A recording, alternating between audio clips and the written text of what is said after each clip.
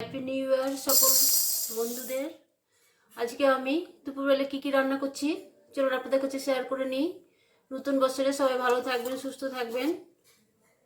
অরহর আর মুগ মিলিয়ে 150 গ্রাম ডাল নিয়েছি। আমি এখন শুকনো করে খোলাতে ভেজে নিচ্ছি, তারপরে কুকারে সিটি লাগিয়ে নেব। করব ডিমের কারি, তার জন্য আমি 9টা ডিম সেদ্ধ করে নিয়েছি। এখন আমি ঠান্ডা জল দিয়ে এটা ছাড়িয়ে নেব। আর নিয়েছি লঙ্কা, এগুলো আমি পকোড়া বানাবো, তার জন্য আমি মাঝখান থেকে চিড়ে নিয়েছি। ডিম আমি ছিলে নিয়েছি, এবার আমি এভাবে চিড়ে নেব সব, তারপর লবণ হলুদ মাখিয়ে নেব। ডিম ভাজার জন্য পরিমাণ মতো তেল দিচ্ছি।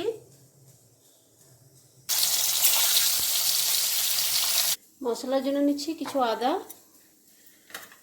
কিছু লঙ্কা আর কিছু রসুন। টমেটো দিচ্ছি পেস্টের জন্য। 4টে মিডিয়াম সাইজের পেঁয়াজ আমি কুচিয়ে নিয়েছি। 2টো বড় টমেটো কেটেছিলাম, কিছু পেস্ট বানাচ্ছি, কিছু আমি পেঁয়াজের সঙ্গে ভেজে নেব। তেলে আমি কালো জিরে ফোড়ন দিচ্ছি, তেজপাতা। এবার আমি পেঁয়াজগুলো ভাজতে দিচ্ছি।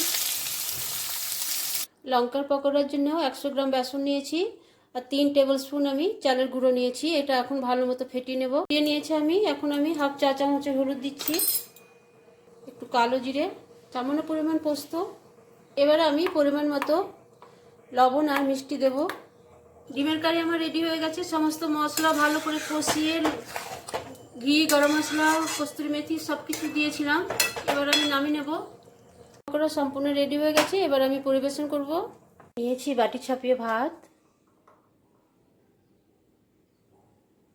একটা লঙ্কা, একটু লেবু, একটু লবণ,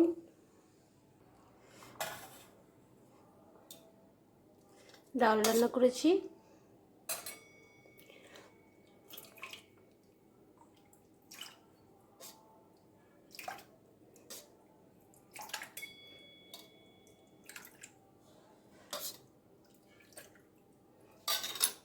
ডালের সঙ্গে খাওয়ার জন্য লঙ্কার পকোড়া